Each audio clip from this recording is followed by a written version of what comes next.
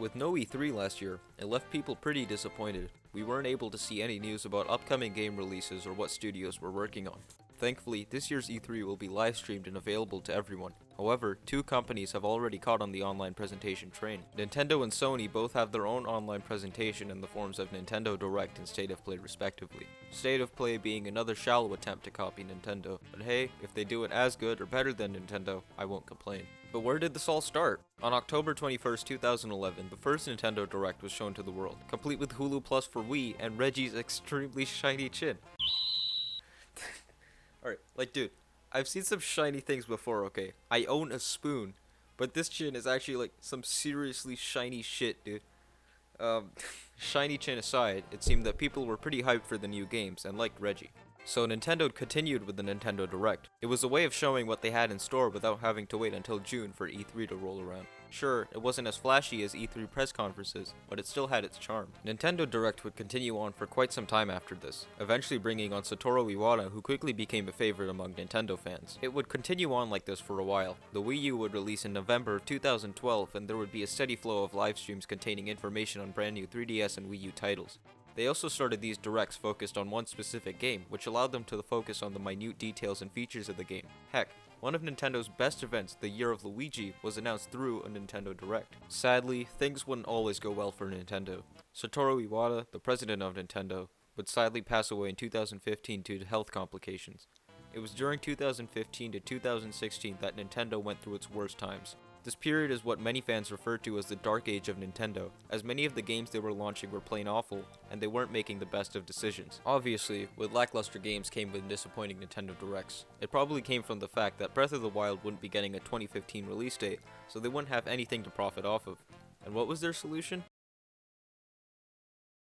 Okay, it wasn't that bad. They did have Splatoon and Mario Maker releasing that year, but when you look at the top 10 games from 2015 on the official Nintendo website, yeah, if you have Nintendo Badge Arcade on the top 10 best games of that year, there's some problems that need to be addressed. Thankfully, Nintendo didn't fucking die and they left the Dark Age. It might have had something to do with the fancy new machine that they were planning to release, previously known as the Nintendo NX. This would bring much more attention back to Nintendo, as they would get more good press. Once October of 2016 rolled around, the Nintendo Switch was unveiled and Nintendo Directs finally became satisfactory instead of people were excited again, and it all culminated with the release of the Nintendo Switch in March of 2017. Finally, Nintendo Directs once again had interesting games to show off, like Breath of the Wild, Super Mario Odyssey, Splatoon 2, and a bunch more. People would go crazy over the reveal of Super Smash Bros. Ultimate and go batshit insane over new DLC characters, and it was good. Until recently, where their directs have been kinda poo-poo. I think one of the biggest letdowns was the Mario 35th Anniversary Direct, which showed all this cool Mario stuff and then told you weren't allowed to purchase the 3 best Mario games of all time after March 31st.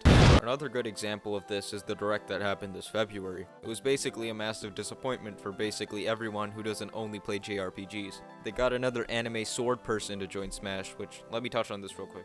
Why not put Rex in the game instead of Pyra? I haven't played Xenoblade 2, but at least I know that Rex is the main guy, and I think that fans of the game would rather have Rex than the goddamn boob lady.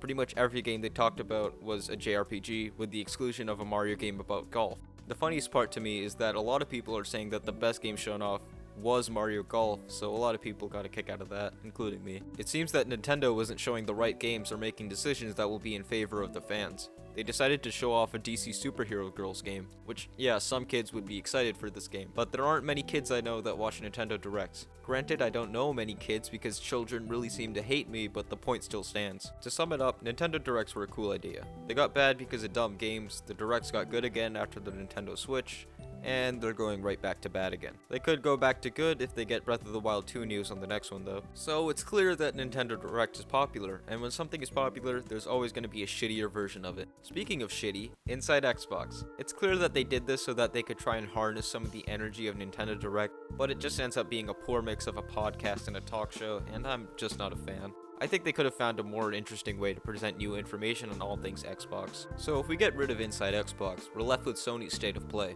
The oldest one I could find came out on March 25th, 2019, and was spammed with dislikes. Yeah, most of the comments were in Spanish, but a lot of the comments were complaining about how they were just copying Nintendo. It wasn't anything special either, it was just a quick showcase of a bunch of trailers for PSVR games and a handful of regular games. Sure, nothing inherently wrong with it, but they played it way too safe. There was nothing interesting, no notes from the developers. They were essentially just saying, here's a trailer, here's another one. And viewers clearly didn't like it as it was bombed with dislikes. They did 2 more that year, one in May and one in December. They were basically the same, just a showcase of trailers for games, but at least they showed much more interesting games like Final Fantasy VII Remake and Ghost of Tsushima, instead of Iron Man VR and Ready Set Heroes. It was definitely a step up, although it was still formulaic. And that was the end of 2019. And then the first few months of 2020 went by, and there was very little information on if there was going to be a new State of Play. But in June, the Future of Gaming livestream went up, and the PS5 was formally unveiled. With the new console comes new games, and late in August, they put out another State of Play, covering some more games. However, people were extremely mad as there was no news of a release date or price, so this livestream was also dislike bombed. They didn't make any more for the rest of the year, and on February 25th, 2021, they put out another State of Play. This one also seemed to be pretty hated, but I can't really figure out why. They showed good games. They talked about Returnal, Final Fantasy VII Remake DLC, Five Nights at Freddy's Security Breach. I don't really understand why this one was so hated. I tried looking in the live chat for answers, but all I saw were penises and people spamming Xbox is better. Like, bro, console wars died, okay? Nobody cares which console you have. Please find a stapler and shut your mouth, because you would do everyone a favor if you did that.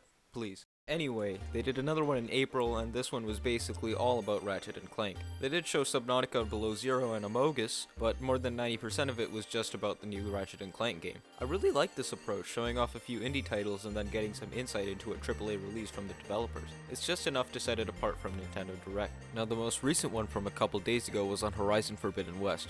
This one was just plain awesome. They showed off beautiful graphics and excellent gameplay for a good moment, and then they went over all the new additions in great detail.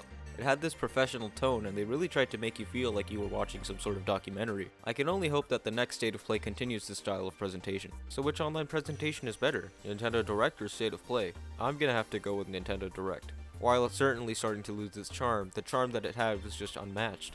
It felt like you were in some small studio discussing the future of the company, rather than watching this big extravagant presentation with tons of special effects. However, if Nintendo does continue down the road they're headed, State of Play would probably come out on top if Sony chooses to keep up with this in-depth professional tone.